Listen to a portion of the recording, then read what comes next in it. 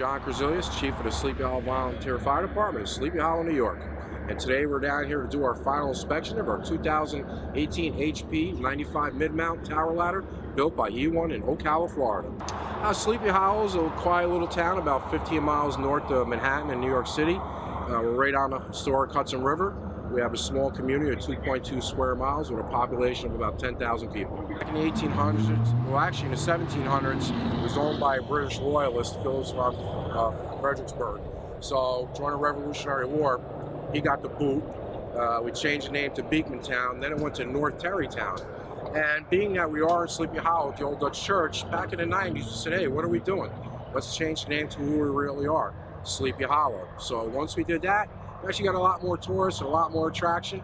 And you can see by the color of the truck, that's part of the reason. That's orange and black. So it's all a great theme with a lot of tourists. And who doesn't know the story about the Headless Horseman? One of the features that I like the most is it's a climbable tower ladder, which makes it easier for carrying equipment.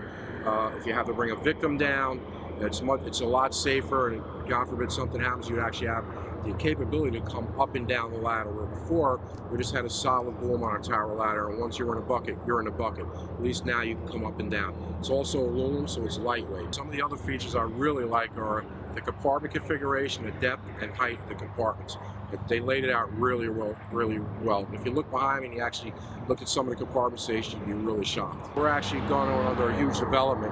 We have 65 acres. It used to be an auto manufacturer right down the Hudson River. It's been sitting empty for 20 years. So they're in the middle of building 1,500 living units, a hotel, amphitheaters, and over 60,000 square feet of retail space.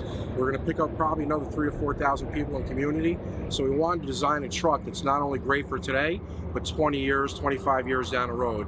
And working with E1, you can see 20, 25 years from now, this truck's still going to be at the top of the game, and it's going to fit our needs 25 years from now. That was one of the biggest factors in going with E1. We have a lot of very narrow streets and tight turns, so you have to work closely with the engineers. So it took about a year to plan this truck out, and almost under a year to build it out. But the great thing is when we came down, especially on the final inspection, we brought two of our great mechanics with us.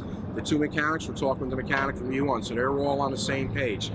This morning when we came in to do the final inspection, there was probably 6 to 8 people here from every single department at E1. If there was any concerns, they were getting addressed, which gave me a little bit of confidence, because listen, this is a big purchase for our village. We're a very small community. We're not spending 50 bucks. It's a large number for a truck. So for us, we have to make sure everything's right. And working with E1, I get the feeling I'm not being sold a truck, but we're actually forging a relationship, and they're addressing our concerns right away, which makes me way more comfortable.